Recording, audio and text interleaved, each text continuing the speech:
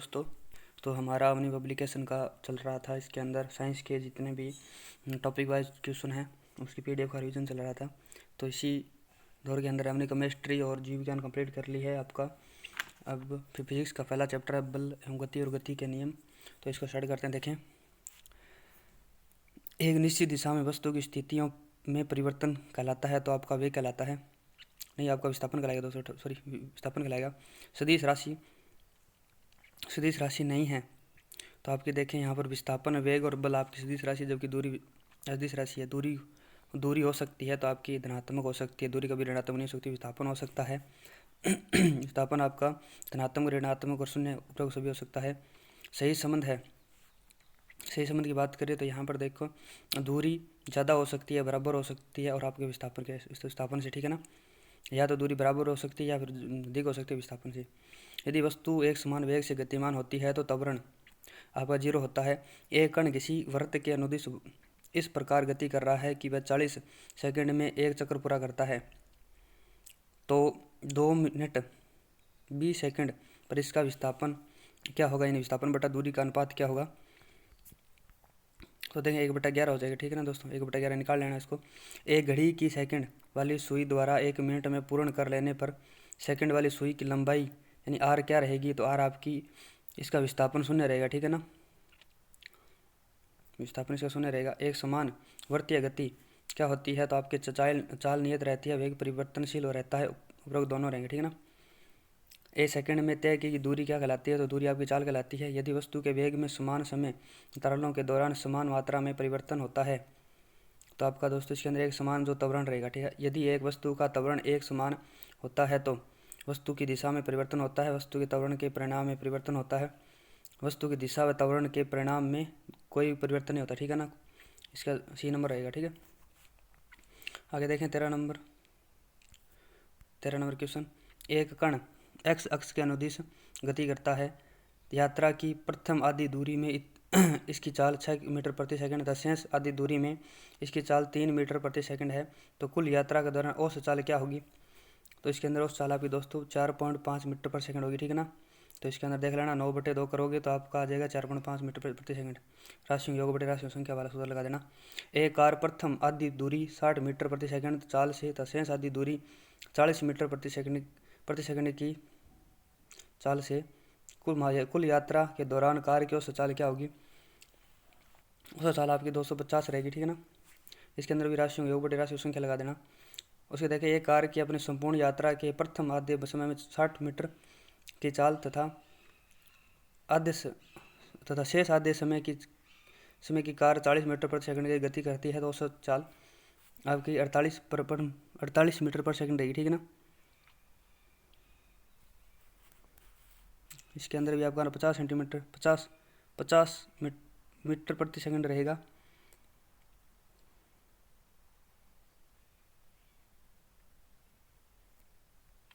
I think यदि एक पिंड v1 वेग से पहली आधी दूरी चाल और v2 वेग से अगली आधी दूरी तय करता है तो औसत चाल होगी। तो औसत चाल आपकी देखें v1 इंटू v2 बटे 2 रहेगी, ठीक है ना। v1 v2 बटे 2v1 v2 औसत चाल आपका इसका सेकंड नंबर ऑप्शन सही रहेगा दोस्तों, ठीक है ना। 2v1 v2 बटे v1 प्लस v2, ठीक है ना। आगे देखिए दोस्तों, इसके अंदर है 17 नंबर क्वेश्चन। यदि वस्तु की स्थिति समय आपकी एक्स अक्ष के समांतर रेखा के रूप में प्राप्त होता है तो वस्तु क्या है, आपकी एक समान वेग से आपकी वस्तु एक स्थिर अवस्था के अंदर है। यदि वस्तु की स्थिति समय ग्राफ एक सीधी रेखा प्राप्त होता है तो वस्तु क्या है, आपकी एक समान वेग से गतिमान है। यदि वस्तु का वेग समय ग्राफ एक्स के समांतर रेखा के स्वरूप में प्राप्त होता है तो आपकी समांतर रेखा रूप में प्राप्त होता है तो एक समान वेग से गतिमान है। यदि वस्तु का वेग समय ग्राफ एक सीधी रेखा प्राप्त होता है तो वस्तु क्या कर रही है, एक समान त्वरण से गतिमान है दोस्तों। यदि वस्तु का त्वरण समय एक्स अक्ष के समांतर रहता है के रूप में प्राप्त होता है तो वस्तु क्या करेगी, वस्तु आपकी दोस्तों एक समान त्वरण से गतिमान है, एक समान त्वरण से गतिमान हो जाएगी। स्थिति समय ग्राफ की ढाल दर्शाती है। स्थिति समय ग्राफ की ढाल आपकी जो क्या क्या दर्शाती है, तो आपका वेग है वो दर्शाती है। वेग समय ग्राफ का ढाल जो है आपका क्या दर्शाता है, वेग समय ग्राफ का ढाल आपका त्वरण बताएगा, ठीक है ना। वेग समय ग्राफ का क्षेत्रफल दर्शाता है, तो आपका विस्थापन बताता है। त्वरण समय ग्राफ का क्षेत्रफल दर्शाता है। त्वरण समय ग्राफ का जो आपका क्षेत्रफल है वो क्या दर्शाएगा, वो आपका वेग वेग बताएगा। दो कणों ए तथा बी के लिए विस्थापन समय ग्राफ दर्शाया गया है। ए बट्टा वी, ए अनुपात बी का अनुपात होगा, ए वी अनुपात ए और बी अनुपात बी का अनुपात होगा। तो आपका इसके अंदर देखिए दोस्तों आपका 1:3 रहेगा। यहाँ पर आपका ये ग्राफ दिया गया है, इसके अंदर 1:3 रहेगा, ठीक है ना। किसी ग्राफ का ढाल हम निकालने के लिए ज्ञात करते हैं, उसका वेग का आपका सूत्र लगता है tan थीटा। एक्स के अनुदिश गतिमान एक कण के गतिमान के निर्देशांक समय के फलन के रूप में दर्शाया गया है। तो टी यहाँ पर 0 है से टी बराबर 6 सेकंड तक औसत वेग और टी बराबर 0 तक तात्क्षणिक वेग क्रमशः होगा। इसके अंदर देखें इसका तात्क्षणिक वेग और आपका वेग आपका 0 रहेगा दोस्तों, ठीक है ना। आगे देखें कि एक कण को ऊर्ध्वाधर ऊपर की ओर किस वेग से फेंका जाए, यात्रा के अंतिम सेकंड में कण द्वारा तय की गई दूरी ज्ञात कीजिए। तो 29 का आपका देखें अंतिम दूरी g/2 हो जाएगी, ठीक है ना। मुक्त अवस्था से गिरती हुई वस्तु द्वारा प्रथम सेकंड में तय की गई दूरी होती है। मुक्त अवस्था में जो अगर वस्तु कोई गिरती है तो उसकी दूरी होती है g/2 होती है। उसके बाद देखें मुक्त रूप से गिरने के दौरान प्रथम द्वितीय तृतीय सेकंडों में तय की गई दूरियां क्रमशः है। तो मुक्त रूप से पहली दूरी के अंदर आपकी 5 मीटर, दूसरी 15 मीटर और तीसरी 25 मीटर, ठीक है ना। g/m² लगेगा। इसका g अगर 5 मीटर प्रति सेकंड से गिरा तो 5, 15, 25 रहेगी। उसके बाद में 32 में एक वस्तु स्थिर अवस्था से चलना प्रारंभ करती है तो एक समान त्वरण से स्थिर अवस्था से चलना प्रारंभ करती है कि वस्तु स्थिर अवस्था से चलना प्रारंभ करती है तो कौन सी गति होगी, इस वस्तु द्वारा प्रथम दूसरे तीसरे सेकंडों में तय की गई दूरी का अनुपात होगा। तो देखें जिसको दूरी का अनुपात 1:3:5 रहेगा। एक गाड़ी द्वारा तय की गई दूरी मापता है तो आपका ओडोमीटर मापता है। एक बस की गति 5 सेकंड में 60 किलोमीटर प्रति ओर से 80 किलोमीटर प्रति ओर हो जाती है। तो वस्तु का त्वरण ज्ञात कीजिए। तो त्वरण का सूत्र होता है अंतिम वेग बटे प्रारंभिक वेग बटा समय आ जाएगा, ठीक है ना। तो 80 - 60 करेंगे तो 20/5 4 मीटर प्रति सेकंड स्क्वायर आ जाएगा, ठीक है ना दोस्तों। 1.11 मीटर प्रति सेकंड 1.11 मीटर प्रति सेकंड आ जाएगा, ठीक है ना। उसके बाद देखिए आपका वेग समय ग्राफ के नीचे के क्षेत्र से मापी गई राशि क्या होती है। तो आपकी ये दोस्तों आपकी दूरी होती है। एक किसान 10 मीटर की भुजा वाले एक वर्गाकार खेत की सीमा पर 40 सेकंड से चक्कर लगाता है। 2 मिनट 20 सेकंड के बाद किसान के विस्थापन का परिणाम होगा। तो आपका विस्थापन देख लेना दोस्तों, क्या रहेगा इसका 10√2 मीटर रहेगा। न्यूटन की गति का तीसरी समीकरण क्या है, न्यूटन की गति का तीसरी समीकरण क्या है, 7th के अंदर आपकी रहेगी दोस्तों S बराबर ut प्लस 1/30²। इसी प्रकार ऊपर देखें v बराबर u प्लस at, v² बराबर u² प्लस 2s। ये आपकी ये समीकरण है, लेकिन आपकी तीसरी समीकरण आपकी S बराबर ut प्लस 1/2 रहेगी। मुक्त पतन की स्थिति के अंदर क्या होता है, मुक्त पतन की स्थिति में क्या होता है देखें, मुक्त पतन की स्थिति के अंदर वस्तु धरातल पर v बराबर √2gh वेग से गिरती है। v बराबर √2gh से गिरती है, सही है दोस्तों। वस्तु को धरातल पर पहुंचने में t बराबर √2h/g समय लगता है और पहले सेकंड में वस्तु द्वारा तय की गई दूरी g/2 मीटर होती है। तो उपरोक्त कथन सभी सत्य है दोस्तों, ठीक है ना। आगे देखें दोस्तों आपका 39 नंबर क्वेश्चन, जब किसी वस्तु को ऊपर फेंका जाता है तो अधिकतम ऊंचाई पर क्या होता है। तो आपका त्वरण नियत रहता है, वेग 0 रहता है, त्वरण का मान g के बराबर हो जाता है। तो उपरोक्त सभी सही है दोस्तों, ठीक है ना। उपरोक्त सभी सही है। ये जब वस्तु वृत्ताकार पथ पर एक समान चाल से गतिशील हो तो आपकी त्वरण गति की दिशा में लंबवत होती है। त्वरण वृत्ताकार पथ के केंद्र की ओर त्रिज्या के अनुदिश लगता है। इस प्रकार की गति से चाल एक समान लेकिन त्वरण उपस्थित होता है। उपरोक्त सभी सही है दोस्तों, ठीक है ना। 20 मीटर की ऊंचाई से गेंद को गिराया जाता है। यदि उसका वेग 10 मीटर प्रति सेकंड स्क्वायर के समान त्वरण से बढ़ता है तो वह कितने समय पश्चात वह यानी कि धरातल पर टकराएगी। तो यहाँ पर आपका दोस्तों रहेगा 2 सेकंड। इसके अंदर आपका सूत्र लग जाएगा टी बराबर √2h/g हो जाएगा, ठीक है ना, 2h/g हो जाएगा। उसके बाद देखें कोई मोटर बोट झील में विरामावस्था से सरल रेखीय पथ पर 3 मीटर प्रति सेकंड के स्क्वायर के नियत त्वरण से टी बराबर 8 सेकंड तक चलती है तो इस समय अंतराल में मोटर बोट कितनी दूरी तय करेगी। तो देखें इसके अंदर आपका सीधा हो जाएगा इसका 96 मीटर दूरी तय करेगी। अब्दुल गाड़ी से स्कूल जाने के क्रम में उस चालक को 20 किलोमीटर प्रति वर्ष पाता है। उसकी रास्ते से लौटने के समय वाली भीड़ कम है और औसत चाल 30 किलोमीटर प्रति वर्ष पाता है। अब्दुल की दूरी यात्रा में उसको औसत चाल क्या है। तो औसत चाल आपकी क्या है, तो औसत चाल वाला वो फॉर्मूला लग जाएगा 24 किलोमीटर प्रति वर्ष आएगी। 2v1 v2/v1 प्लस v2 हो जाएगा, ठीक है ना दोस्तों। तो इसके अंदर 2 का मान हम v1 का मान रखेंगे आप 20 और दोस्तों इसके अंदर आपका वो सूत्र लग जाएगा 2v1/v2 v1 प्लस v2 आपका, ठीक है ना।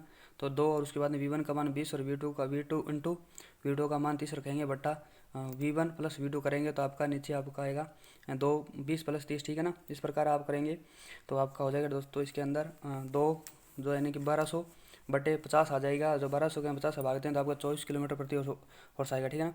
उसमें देखें एक समान त्वरण मीटर प्रति सेकंड से 4 मीटर प्रति सेकंड स्क्वायर से गतिमान एक गति प्रारंभ करने के 10 सेकंड पश्चात वह कितनी दूरी तय करेगी। 10 सेकंड पश्चात वह कितनी दूरी तय करेगी, तो आपके 200 मीटर तय करेगी, ठीक है ना।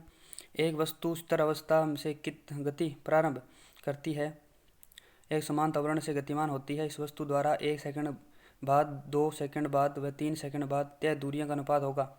तो इसके अंदर दोस्तों आपका रहेगा 1 सेकंड, 2 सेकंड, 3, तो आपका दोनों ही रहेगा, ये 2 व 3 रहेंगे, 1:4:9 रहेगा और 1 स्क्वायर, 2 स्क्वायर और 3 स्क्वायर रहेगा, ठीक है ना। दोनों रहेंगे। एक वस्तु v वेग से गतिमान होती है तथा वस्तु द्वारा अस दूरी करने के पश्चात इस प्रकार ब्रेक आरोपित करके रोका जाता है कि यदि वस्तु अन्य वेग से गतिमान हो तो वस्तु की कितनी दूरी तय करने के पश्चात रुकेगी। तो समान ब्रेक बल प्रयोग किया गया हो तो आपका अन स्क्वायर 80 सेकंड में रुक जाएगी, अन स्क्वायर 80 सेकंड में रुक जाएगी, ठीक है ना। अन स्क्वायर 80 सेकंड में रुक जाएगी, ठीक है। आगे देखें आपको दोस्तों, आगे है क्वेश्चन नंबर 47। 3 वस्तुओं के धरातल पर पहुंचने में लगा समय इस प्रकार है कि एक वस्तु को निश्चित वेग से ऊपर से की ओर फेंका t1 अर्थात दूसरी वस्तु को समान वेग से नीचे फेंका गया t2 समय के लिए और तीसरी वस्तु को मुक्त रूप से गिराया गया। तो इसके अंदर आपको क्या करना है, t3 आपका दिया है और उसके बाद t1 t2 व t3 में संबंध बताना है।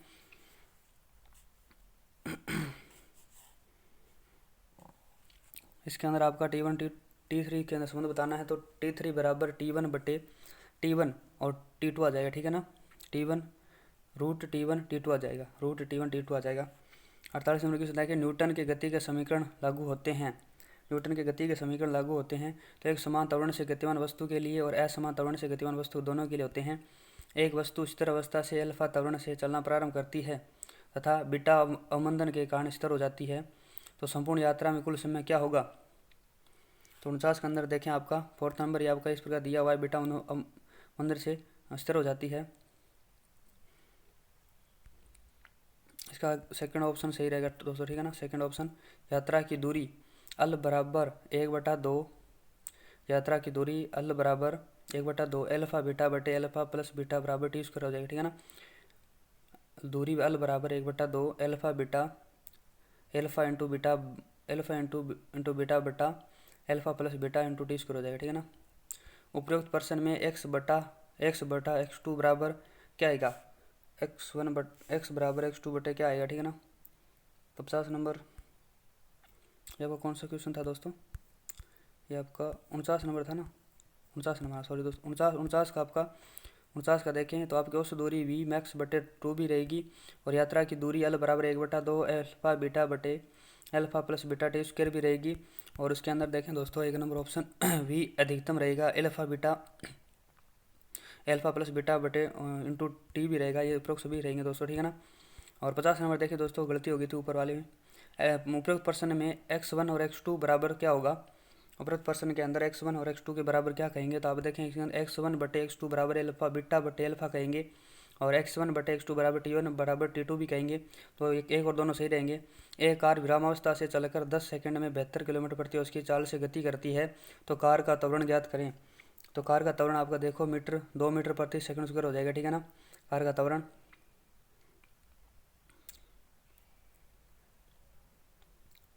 बल की विमा होती है, बल की विमा होती है दोस्तों, देखें बल की विमा होती है m1 l1 t-2 होती है, याद रख लेना ये। बल का मात्रक होता है आपका किलोग्राम इंटू मीटर बटे सेकंड स्क्वायर भी होता है, न्यूटन भी होता है, डाइन भी होता है, तीनों उपरोक्त सभी होते हैं। 1 न्यूटन बराबर होता है आपका 1 न्यूटन बराबर होगा 10 की घात -5 डाइन के। 2 किलोग्राम द्रव्यमान की एक वस्तु घर्षण रहित क्षैतिज मेज पर 2 मीटर प्रति सेकंड के नियत वेग से फिसल रही है, तो वस्तु को समान वेग से गतिमान रखने के लिए आवश्यक बल है।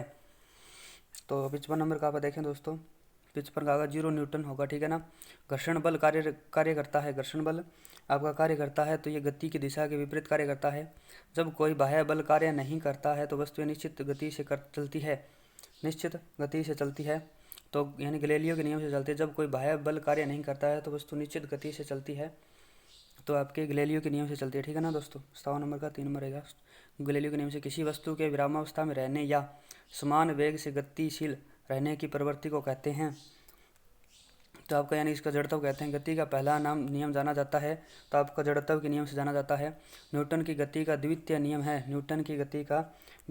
है, तो आपका F बराबर mdv बटे ATV होगा, और F बराबर dp बटे dt भी होता है, ठीक है ना। F बराबर संवेग बटा समय भी होता है, और F बराबर विस्थापन बटे समय भी होता है, ठीक है ना। उसके बाद देखें दोस्तों आपका 61 नंबर क्वेश्चन, संवेग में परिवर्तन की दर बल कहलाती है, वह है जिसमें संवेग की परिवर्तन की दर बल कहलाती है, गति का द्वितीय नियम है दोस्तों उसके अंदर। और 62 नंबर क्वेश्चन देखें, आवेग यानी इम्पल्स होता है, आवेग या इम्पल्स होता है, तो आपका आवेग आई बराबर F इंटू टी भी होता है, आई बराबर डेल पी भी होता है, और आई बराबर m v minus m u भी होता है, उपरोक्त सभी रहेंगे दोस्तों। कौन सा संबंध सही है, तो आपका इसके अंदर देखें F a b बराबर माइनस बी ए भी होता है, m a और u a plus m b plus u b बराबर m a v a plus m b plus u b होता है। दो वस्तुओं के संवेग का योग टकराने से पहले और टकराने के बाद बराबर रहता है, जबकि उन पर कोई असंतुलित बल कार्य नहीं कर रहा हो, तो इसके अंदर 4th नंबर ऑप्शन सही रहेगा, सभी संबंध सही है। न्यूटन की गति के तीसरे नियम क्रिया प्रतिक्रिया का नियम पर आधारित है, तो आपके गोली चलाने पर बंदूक पीछे की ओर तरफ झटका देना यह भी रहेगा, रॉकेट पर नोदन भी रहेगा, नाविक द्वारा आगे की ओर कूदने की एक स्थिति में नाव पीछे की ओर गति करती है, उपरोक्त सभी रहेगा। 55 नंबर का देखें दोस्तों 55 का है न्यूटन की गति के द्वितीय नियम पर आधारित घटनाएं हैं, तो आपके अचानक बस के रुकने पर आगे की ओर झटका देने प्रथम नियम पर आधारित है दोस्तों। लेकिन क्रिकेट खिलाड़ी कैच पकड़ते समय हाथों को पीछे की ओर तरफ खींचता है, तो दूसरे नियम पर है। कराटे का खिलाड़ी झटके से ईंट तोड़ देता है, तो ये दूसरे नियम, ये भी आपके द्वितीय नियम पर आधारित है। न्यूटन के गति के प्रथम नियम जड़त्व का नियम आधारित घटना है।